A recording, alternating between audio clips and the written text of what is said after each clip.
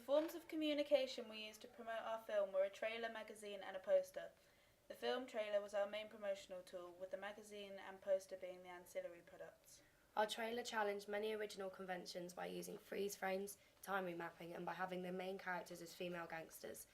We got these ideas from films such as Snatched, which used the Guy Ritchie freeze frames, and Kill Bill, which had a female main character in a crime film. We also used Pulp Fiction as inspiration, as our narrative didn't go in chronological order during our trailer.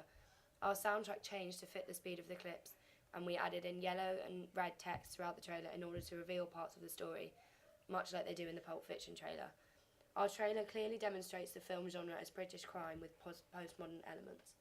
The trailer's purpose is to inform and persuade the audience on every type of platform, such as cinema, internet, TV, etc. We're aiming to appeal to mainstream audiences. As a typical British crime, we went for the gangster heist subgenre. This displayed elements of crime by using things such as guns, drugs and kidnapping as props. It was clear that it was British because of the urban locations such as Brighton, and throughout there was an English accent as the overvoice. We also challenged this genre by having dominant gangsters as female characters. We challenged the general trailer conventions of having a three-act structure by having our trailer in a non-linear narrative. This created distortion as it made it hard to follow the story completely. By doing this, we felt it would intrigue the audience as they don't know what happens, so they will be more inclined to find out and see it. We had longer and more relaxed clips to start, along with a more slow-paced soundtrack, in order to introduce our characters and a few locations. But once a flatline sound effect had appeared with the word deceit, the clips start to get more fast-paced and the soundtrack changes into an up-tempo, fast-paced track. The disruption in our trailer is shown through Tony being kidnapped, but we try to keep most of our trailer upbeat and fast-paced in order to confuse the audience and make it unclear about the ending of our film, which is also why it is in non-chronological order. Our characters were revealed at the very beginning in an urban and secluded street in order to immediately show it's a crime film and to show that it's very much the characters that lead the story. This setting also made it clear, along with the stern facial expressions and props of the characters, which roles they play, protagonist or antagonist. We wanted to keep our trailer a 12 rating, even though our film is a 15, in order to increase the places it could be shown. We did this by using no strong language, only by implying the use of violence and drugs, and by only having guns shown and not used.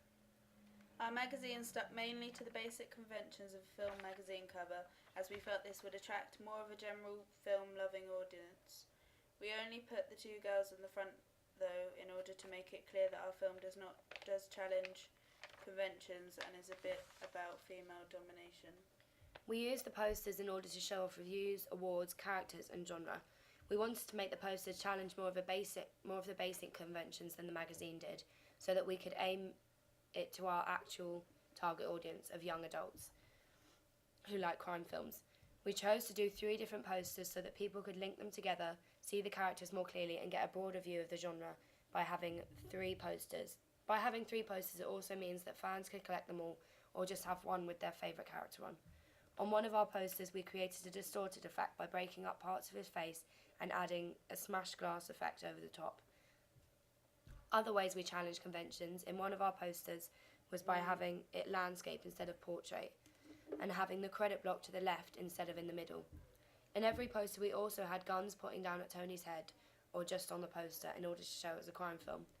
Another one of the posters had Tony's face multiplied and then merged into the original outline of his portrait. In order to create a distorted effect and an edgy feel to our film, suggesting that his character is not the good guy that he may come across as.